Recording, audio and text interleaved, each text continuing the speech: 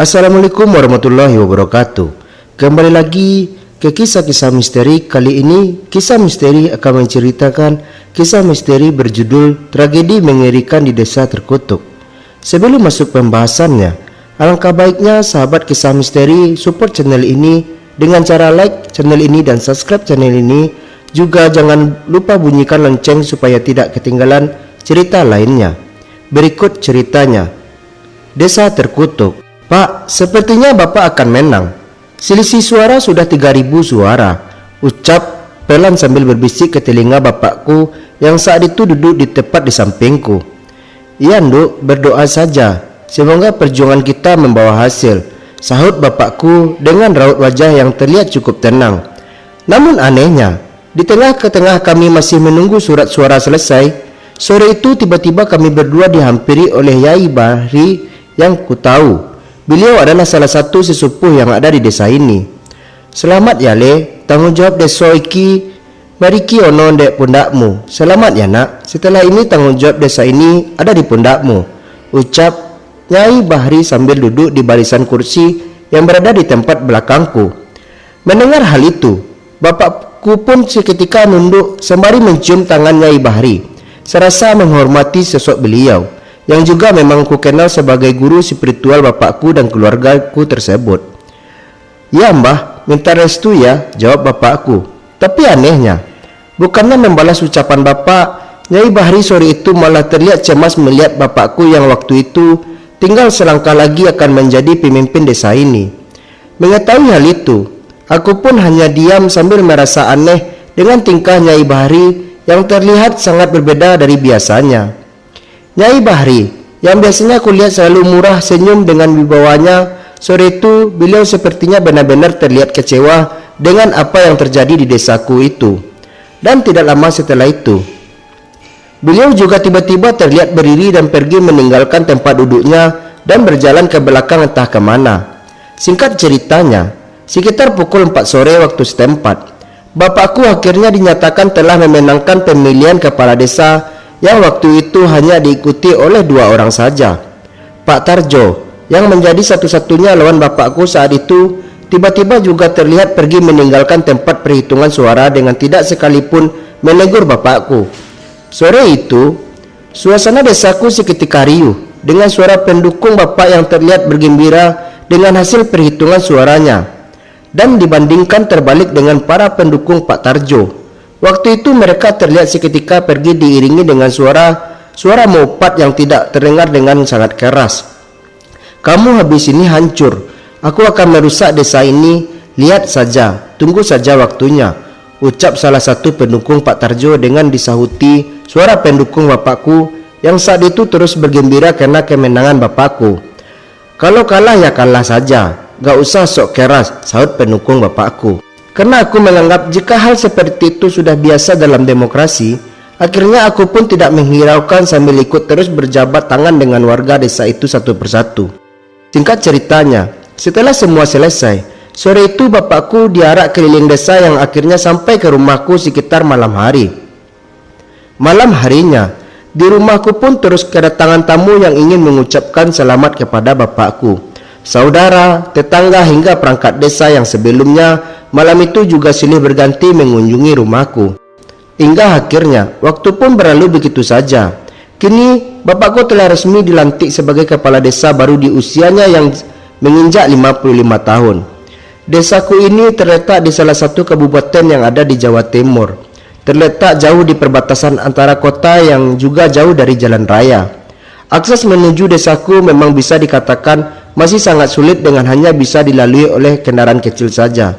Dan tidak hanya itu, aliran listrik yang belum sepenuhnya merata ditambah dengan sumber air utama desa yang sering tercemar, sehingga salah satu pekerjaan rumah yang diemban bapakku dalam menjabat sebagai kepala desa yang baru. Begitu juga aku. Kini aku demi waktu kulalui dengan membantu pekerjaan bapakku. Atau bisa dibilang waktu itu aku menjadi salah satu kaki tangan beliau, mengingat akulah anak bapakku satu-satunya yang saat itu memang diharapkan bisa membantunya. Namun sayangnya, semuanya malah terjadi dengan tidak terduga. Masih sekitaran 3 bulan bapakku menjabat sebagai kepala desa yang baru, Tanpa disangka-sangka, waktu itu tiba-tiba keluargaku mulai mengalami hal-hal yang tidak masuk dalam akal dan logika. Masih sangat teringat jelas di kepalaku. Malam itu, aku masih berjalan pulang dari kantor kepala desa menuju ke rumahku. Namun anehnya, masih sampai aku di depan rumahku, malam itu pandanganku tiba-tiba teralih dengan adanya teburan bunga melati yang saat itu terlihat tercecer sepanjang teras rumahku. Dan tidak hanya itu, tepat di salah satu bagian teras rumah, malam itu aku juga melihat adanya dupa menyala yang hanya tersisa setengah bagian saja. Mengetahui hal itu, aku pun seketika terkejut bukan main dengan aku yang segera berjalan menuju dupa tersebut dan seketika mematikannya. Ya Allah, ulah siapa ini? Ada-ada saja, buat apa coba kayak gini? Ucapku sambil menginjak dupa yang saat itu memang tertancap kuat di pojok teras rumahku. Dan setelah semuanya aku pastikan sudah tidak ada apa-apa, akhirnya aku pun seketika masuk ke rumah dengan badan yang mulai terasa letih. Tapi sayangnya, belum sempat aku beristirahat, malam itu tiba-tiba aku mendengar suara yang sedang mengetuk pintu rumahku dengan ketukan yang sangat keras. Pak Lurah, teriaknya. Mendengar hal itu, aku pun seketika kembali ke arah pintu rumah sambil sedikit berteriak seraya menjawab panggilannya. Siapa ya? Sahutku sambil membuka pintu. Bapakmu mana? Jawab orang tersebut yang ternyata beliau adalah Pak Waringin. Bapak masih di kantor desa, Pak. Ada apa ya, Pak? Tanyaku heran. Si Ajis, Mbak, anaknya Bu Siti. Dia jatuh di jembatan desa. Kondisinya kritis, ucap Pak Waringin dengan raut wajah yang terlihat sangat gugup. Ya Allah, ayo saya antar ke kantor Pak Desa. Tapi sebentar dulu ya Pak, saya nyalain dulu semua lampu rumahku biar nggak terlihat gelap, sahutku. Dan tidak lama-lama lagi, malam itu pun aku segera pergi bersama Pak Waringin kembali menuju kantor desa untuk segera memberitahu bapakku tentang kejadian yang telah menimpa salah satu warga tersebut. Sesampainya kami di kantor desa, Pak Waringin pun seketika menceritakan semuanya kepada bapakku, yang akhirnya kami bertiga pun bergegas menuju rumah Bu Siti yang ada di pojok desa ini. Namun sayangnya, sesampainya kami di rumah Bu Siti, Ajis malam itu ternyata sudah dalam keadaan tidak bernyawa. Dia menghembuskan nafas terakhir tepat hanya sekitar beberapa detik sebelum aku dan bapakku datang. Di rumah itu akhirnya semua menangis karena sepertinya pihak keluarga Ajis masih tidak percaya dengan kepergian Ajis yang memang masih percaka. Bu Siti, yang ku tahu beliau adalah orang tua Ajis, malam itu tiba-tiba malah kesurupan tidak karuan dengan mengacak-ngacak semua perabot rumah. Mengetahui hal itu, aku dan semua orang yang ada di rumah itu pun seketika menahan Ibu Siti sambil terus memegang tangan dan kakinya yang saat itu masih teronta-ronta. Dan tidak berhenti begitu saja. Di tengah-tengah Ibu Siti masih ditenangkan, malam itu tiba-tiba pandanganku terlihat dengan adanya sosok wanita tua yang terlihat duduk di kursi goyang yang ada di dalam rumah Ibu Siti tersebut. Sosok tersebut terlihat duduk di tengah sambil menatap keadaan Bu Siti yang malam itu bisa dikatakan sudah semakin tidak terkendali. Pak, nenek itu siapa ya Pak? Kok aku nggak pernah lihat sih Pak? Aneh banget loh wajahnya, bisikku sambil sedikit menarik baju bapakku dari belakang. Udah nanti saja, ini Bu Siti saya masih mengamuk, sahut bapakku dengan tenang. Dan tidak lama setelah itu, akhirnya Ibu Siti bisa dikendalikan meskipun belum sadar kesurupan. Dan anehnya, di tengah-tengah Ibu Siti masih mengamuk, malam itu tiba-tiba beliau terlihat berbicara keras ke arahku dan ke arah bapakku. "Hah, ini semua gara-gara kamu," teriak Ibu Siti sambil melihat ke arah bapakku yang saat itu baru sampai di depan ruang tamu rumahnya. Mendengar hal itu, aku pun seketika terkejut bukan main sambil melihat ke arah bapakku yang sepertinya juga kebingungan dengan apa yang barusan Ibu Siti bilang. Dan tidak hanya itu, bersamaan dengan itu, malam itu aku masih sempat melihat sosok nenek-nenek yang sebelumnya kulihat duduk di tidak jauh dari tempatku. Beliau terlihat berdiri dan berjalan ke arahku dengan langkah kaki yang sangat pincang. Pikirku dalam hati sambil tubuhku yang sedikit gemetaran lebih mendekati bapakku. Loh, nenek itu pincang toh. Namun anehnya, sesampainya nenek tersebut tepat di depanku, beliau terlihat tidak berhenti dan terus saja berjalan keluar di rumah Ibu Siti dengan tidak sekalipun menghiraukan keadaan Bu Siti yang waktu itu masih tidak terkendali. Bahkan, aku pun juga masih ingat, Malam itu aku masih sempat menoleh dan melihat kemana arah nenek tersebut pergi. Karena aku masih sangat penasaran, karena aku sama sekali tidak pernah melihat nenek tersebut sebelumnya, dan besar kemungkinan nenek tersebut bukanlah warga di sini. Dan setelah nenek tersebut pergi meninggalkan rumah ini, tiba-tiba Ibu Siti pingsan dengan sendirinya. Padahal tidak ada yang menyembuhkannya. Bapakku, Pak Waringin, dan beberapa orang yang di rumah Ibu Siti waktu itu memang tidak ada satupun yang bisa mengobati orang yang kesurupan. Namun nyatanya, Bu Siti malah itu tiba-tiba pingsan dan sembuh dengan sendirinya. Mengetahui hal itu, akhirnya semua orang yang ada di rumah itu pun seketika lega dan membawa Ibu Siti masuk ke dalam kamarnya, dan selanjutnya berlahan dibangunkan dari pingsannya. Syukurnya pada pukul setengah 12 malam, akhirnya Bu Siti pun sadar dan berhasil ditenangkan. Setelah Ibu Siti sadar, dan keadaan saat itu bisa dikatakan sangat aman, akhirnya semua orang yang ada di rumah Ibu Siti terlihat satu persatu mulai mengeluarkan meja, kursi dan sebagiannya untuk mempersiapkan pemakaman jenazah Aziz yang rencananya akan dimakamkan besok hari. Dan karena badanku yang sangat lelah, akhirnya aku pun pamit untuk pulang terlebih dahulu. Aku pulang dulu ya Pak, rumah kita sepi, nggak ada orang nunggu loh. Lagian badanku juga capek, ucapku. Iya sudah, Bapak di sini dulu Induk. Mau bantu orang, kamu pulang saja. Nanti pintunya jangan dikunci loh ya, jawab bapakku. Mendengar hal itu, aku pun seketika pamit pergi sambil mencium tangan bapakku. Ya sudah, assalamualaikum, ucapku.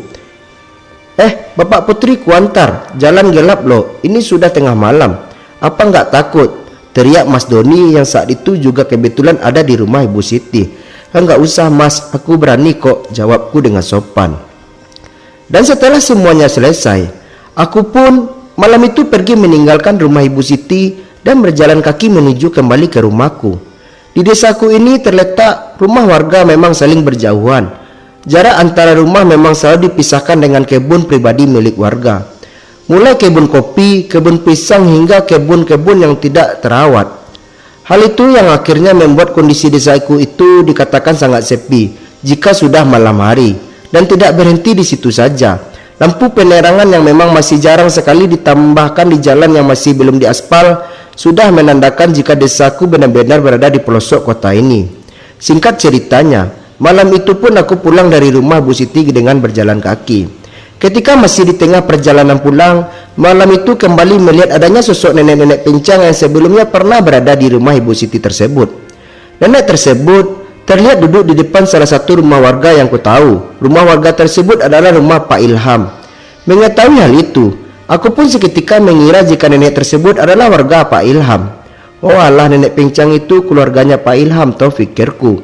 Karena jarak jalan di desa memang rumah Pak Ilham yang tergolong dekat. Malam itu pun aku seketika menyapa nenek tersebut dengan senyuman karena aku pun tahu sejak dari kejauhan tadi nenek tersebut memang terus saja memandangiku tidak berhenti. Nek, sapaku. Namun anehnya, bukannya membalas senyumku, nenek tersebut malah melihat acuh dan berdiri kemudian masuk ke dalam rumah Pak Ilham. Cuek banget tuh nenek, ucapku.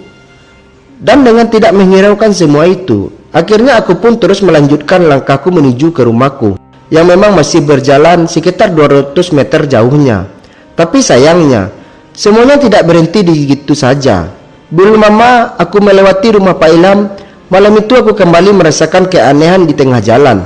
Benar, malam itu aku tiba-tiba mencium aroma kemenyan yang entah dari mana asalnya.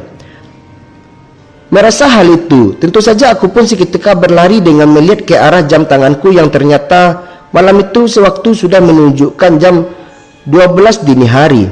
Waduh, bau kemenyan, ucapku. Dan akhirnya, setelah beberapa saat kemudian, aku pun sampai di rumah dengan nafas yang ngos-ngosan. Sesampainya di depan rumah, bukannya tenang malah itu, aku malah melihat pandangan yang sangat membingungkan. Bagaimana tidak? Rumah yang sebelumnya ku tinggal dalam keadaan lampu yang masih menyala. Ketika aku kembali, semuanya malah terlihat sudah gelap gulita dengan keadaan pintu yang tiba-tiba sudah terbuka. Loh, penasaran, tadi semua lampu sudah ku nyalakan. Kini kok jadi gelap gini sih? Jangan-jangan habis ada orang masuk, pikirku dengan seketika berjalan masuk ke dalam rumahku dengan perasaan yang sudah sangat kebingungan. Aku pun seketika menyalakan semua lampu rumahku dengan memeriksa seluruh bagian rumah. karena khawatir jika ada orang di dalamnya. Tapi untungnya, malam itu aku tidak melihat siapapun di dalam rumahku. Kondisi rumahku tetap seperti sebelumnya. Mengetahui hal itu, aku pun seketika tenang dan kembali menutup pintu rumahku, dan selanjutnya aku pun masuk ke dalam kamar tidurku agar aku bisa segera beristirahat. Dan hingga akhirnya, sekitar pukul jam 4 pagi, aku yang sebelumnya tertidur lelap, pagi itu tiba-tiba terbangun karena mendengar suara pintu rumahku seperti sedang dibuka salah seorang. Suara tersebut terdengar sangat jelas, ditambah pintu rumahku yang memang selalu mengeluarkan bunyi setiap digunakan setiap hari. Krek. Mendengar hal itu, aku pun seketika membuka mataku dan memanggil nama bapakku karena kupikir malam itu bapakku lah yang masuk ke dalam rumahku. "Pak, Pak," teriakku. Dan setelah beberapa kali aku memanggil nama bapakku, akhirnya aku pun sedikit lega karena waktu itu aku mendengar suara bapakku menjawab memanggilku. "Opo, Nduk?" jawab bapakku dengan keras. Karena aku pikir bapakku sudah pulang, aku pun seketika tenang dan kembali melanjutkan tidurku karena rasa ngantuk yang saat itu masih menyelimutiku. Dan singkat ceritanya, pagi pun tiba. Pagi itu setelah aku bangun dari tidurku, tentu saja aku pun seketika mempersiapkan sarapan untuk aku dan bapakku seperti biasa. Dan tidak hanya itu, setelah masakanku telah matang, pagi itu aku juga langsung mandi karena waktu itu aku hendak melayat ke rumah Ibu Siti. Hingga akhirnya, tepat jam setengah 8 pagi, aku sudah selesai dengan semua aktivitasku dan bersiap untuk menuju ke rumah Ibu Siti. Sebelum berangkat ke rumah Ibu Siti, aku juga masih sempat mengetuk pintu kamar bapakku yang pagi itu masih dalam keadaan terkunci rapat. "Pak, aku berangkat dulu ya, sudah jam 7.30 loh, cepat bangun. Sarapannya sudah siap dan jangan lupa mandi dulu sebelum berangkat ngelayat ya Pak," teriakku. "Ya Nduk," jawab keras dari arah dalam kamarnya. Dan karena aku pikir pagi itu bapakku masih kelelahan karena semalam belum tidur, akhirnya aku pun memutuskan untuk berangkat melayat terlebih dahulu, mengingat waktu yang saat itu sudah semakin siang. Sesampainya di rumah Ibu Siti, tentu saja waktu itu rumah Ibu Siti sudah dipenuhi banyak orang yang ikut berbela sungkawa. Dan tidak hanya itu, hampir semua warga yang ada di desaku waktu itu terlihat hadir di keramaian. Bu Siti, karena aku pun tahu rasa toleransi yang ada di desaku ini memang benar-benar masih sangatlah tinggi. Disitulah pagi itu aku kembali melihat Pak Tarjo dan beberapa rekannya yang terlihat duduk di sela kursi yang ada di rumah Ibu Siti dengan terus menatapku dengan tatapan yang hingga kini masih tidak bisa kulupakan. Tatapan dendam dan kekecewaan karena kalah dalam pemilihan. Pagi itu benar-benar nampak dari raut wajah Pak Tarjo yang saat itu terus memanggilku. Namun, karena aku menganggap jika semuanya sudah berlalu, akhirnya aku pun mencoba tidak peduli dengan tatapan Pak Tarjo tersebut dan memilih untuk tidak terlalu memikirkannya. Dan anehnya, di tengah-tengah aku masih berdiri di tengah-tengah kerumunan orang. Pagi itu tiba-tiba aku mendengar suara teriakan seorang yang telah memanggilku namaku, "Put." Mendengar hal itu, aku pun seketika menoleh dan mencari di mana sumber suara tersebut. Yang ternyata sumber suara tersebut adalah suara bapakku sendiri yang pagi itu terlihat berdiri tepat di pinggiran rumah Bu Siti. Mengetahui hal itu, aku pun tentu saja bergegas berjalan mendekati bapakku yang pagi itu terlihat melambai-lambaikan tangannya ke arahku. Dan sesampainya aku di hadapan bapakku, pagi itu tentu saja aku pun seketika menegur bapakku karena beliau terlihat pucat seperti orang yang kurang istirahat. "Bapak, tadi gak mandi ya? Kusam banget wajahnya. Mana nggak ganti baju lagi? Ini jorok, bau tahu Pak," ucapku kesal. "Bapak nggak kamu bawakan ganti baju, Nduk?" ucap bapak pelan-pelan. "Enggak lah Pak, lah ngapain? Kan bapak bisa ganti baju sendiri," sahutku. "Oh alah Put, kan seharusnya kalau kamu tahu bapak nggak pulang, seharusnya kesini tadi bawain baju ganti. Lihat tuh banyak orang di sini, kan nggak enak bapak ganti baju," ucap bapakku. "Hah, nggak pulang? Terus yang tadi pagi pulang siapa? Ngarang. Orang bapak tadi pagi pulang, terus tidur nggak bangun-bangun kok bilang nggak pulang," aneh imbuhku dengan kesal. "Bapak nggak pulang Put, kalau nggak percaya tanya tuh semua orang yang ada di sini. Bapak semalaman menemani Pak RW yang dengan yang lainnya. Kami ngobrol terus sambil bantu memahat nisan buat si Ajis," terang bapakku. Mendengar hal itu, jantungku yang sebelumnya berdetak pelan pagi itu seketika berdetak sangat kencang dengan diiringi tubuh yang ikut gemeteran tidak karuan. Bagaimana tidak? Bapakku yang sangat jelas sebelum ku dengar membuka pintu rumahku dan menjawab teriakanku pagi itu dengan santainya berkata jika beliau tidak melakukan sesuatu itu. Ya sudahlah, bagaimana lagi pak? Pakai baju itu aja, itu jenazah sudah mau berangkat. Kayaknya ucapku. Iya bapak bantu-bantu dulu, sahut bapakku sambil berjalan kembali ke arah jenazah Aziz yang waktu itu seperti sudah siap untuk diberangkatkan. Namun anehnya, setelah kepergian bapakku waktu itu, aku tiba-tiba kembali dikejutkan dengan adanya sosok nenek-nenek yang sebelumnya kulihat berada dalam rumah Ibu Siti. Sosok nenek-nenek tersebut terlihat berada jauh dari kerumunan orang yang terlihat duduk sambil menatap karena jenazah Aziz yang saat itu siap untuk diberangkatkan. Bahkan, hingga cerita ini tulis, aku masih bisa mengingat dengan jelas bagaimana wajah dan pakaian yang dikenakan oleh nenek-nenek tersebut.